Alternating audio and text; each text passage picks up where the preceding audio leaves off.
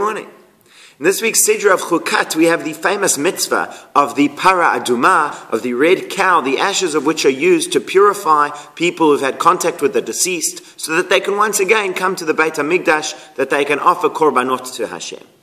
And one of the surprising factors about the para aduma is that, in the words of our sages, metaheret hatameu metameet tahor. It purifies those who have become impure through contact with the deceased, but it also brings impurity to those who are pure, who are involved in the process.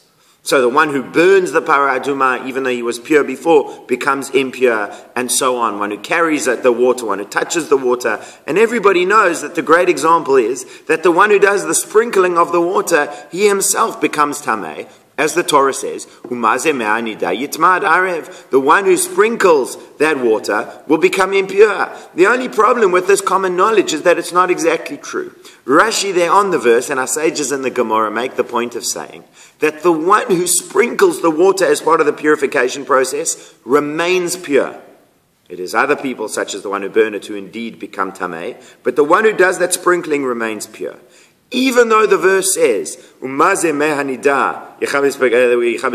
one who sprinkles it, he and his clothes will become impure, it does not mean one who sprinkles it for the purpose of purification.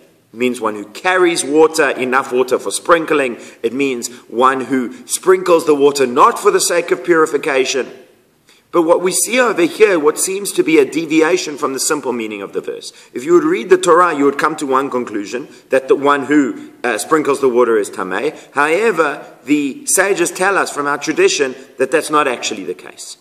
And what I want to spend a couple of minutes discussing here is the concept of ein hamikra yotze midei pshuto.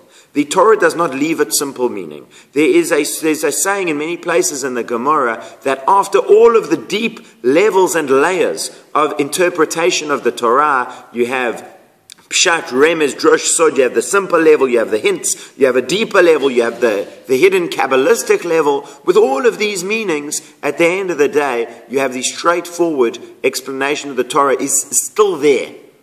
And you don't discard it. There's only one case in the entire Torah where that rule does not hold true. There's one verse that's regarding levirate marriage, the laws of Yibum. If a man dies without children, so his brother has a mitzvah to marry his widow, and the Torah tells us that their firstborn child will be named after the deceased.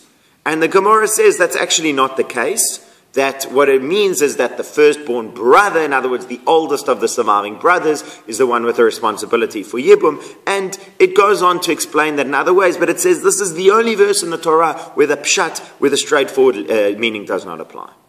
So what about this verse? It seems we're deviating from the straightforward meaning, and in fact this is not the only verse where we would have that question.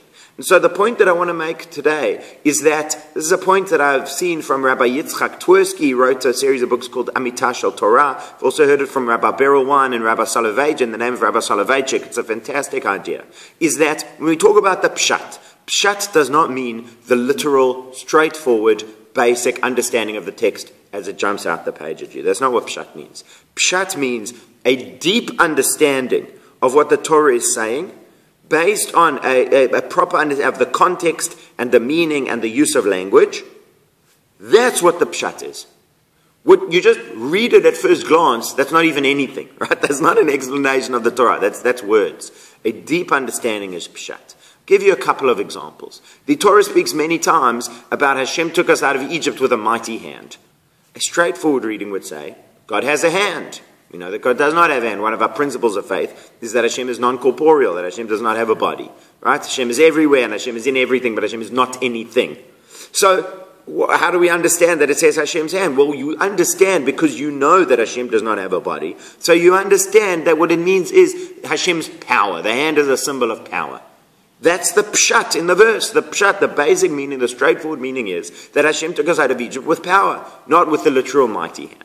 Another example is one I heard in the name of Rav Soloveitchik about the mitzvah of lifnei iver lo titein michshol. The Torah says, do not place a stumbling block before a blind person. That what that means is, when somebody is ignorant in a certain matter, you may not give them advice that is injurious to them. Somebody is spiritually blind, intellectually blind, so to speak. You're not allowed to mislead them, put a stumbling block in their way. Somebody wants to invest money. So you say, invest it with me. That's not the best thing for them. It's a good thing for you. You'll be in violation of this mitzvah. Somebody asks you, is it kosher? It's not kosher. Yeah, it's fine, it's kosher. They are blind as far as this and you're misleading them. That's the interpretation our sages give of do not place a stumbling block before a blind. So Rabbi Soloveitchik asked, would this apply to literally putting a brick in front of a blind person as well? Right? Somebody blind walking down the street, and God forbid you walk up and put something and they trip. Would you violate this mitzvah? So he proves from the Rambam and from the Sefer HaChinuch that in fact you would not.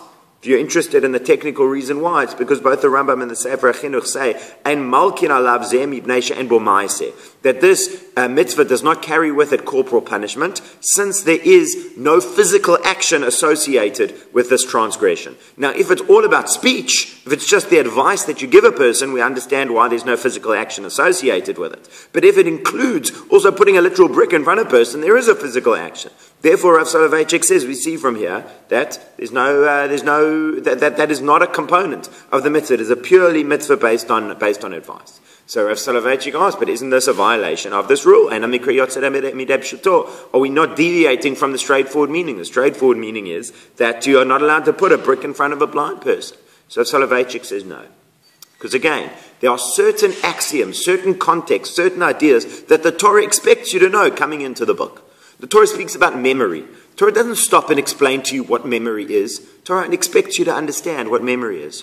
Right? Torah speaks about putting tefillin on your head. So you know what your head is. It doesn't stop anything. By the way, the head is. Right? Because it's speaking to people in a certain context with certain basic level of knowledge and understanding and common ground. Now, likewise, certain idioms that the Torah uses when it says there are cities with walls, talking about coming into the land of Israel, and there are going to be walls going all the way up to heaven. The walls don't really go up to heaven.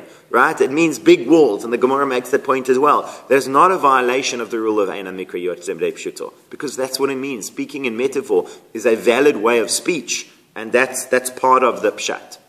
And so Rav Soloveitchik says the Torah never expected somebody, a student of the Torah, to do such a monstrous act as going and putting a brick in front of a blind person. That's not something that needs to be restrained. That's not something that needs to be commanded and that we need to be told, you can't do this. That is so basic and so obvious that it goes against everything we are and everything we stand for, that is not even a mitzvah in the Torah. The mitzvah in the Torah is don't mislead somebody, don't give somebody bad advice. And so coming back to our case, when we say the one who sprinkles the water becomes tamei, and we say that does not refer to the one who sprinkles the water as part of the purification process, even though that's how it appears at a simple level, once you really understand where our sages were coming from in that drasha, when you see the context, when you understand the process, when you understand what led them to their conclusion, then we say, oh, okay, so that is what it meant. That is what the Torah is saying. That's not a level below pshat. That's not a level that is excluded from the straightforward meaning of the verse. We will be given the insight to see that that is indeed the straightforward meaning of the verse. Have a wonderful Shabbat.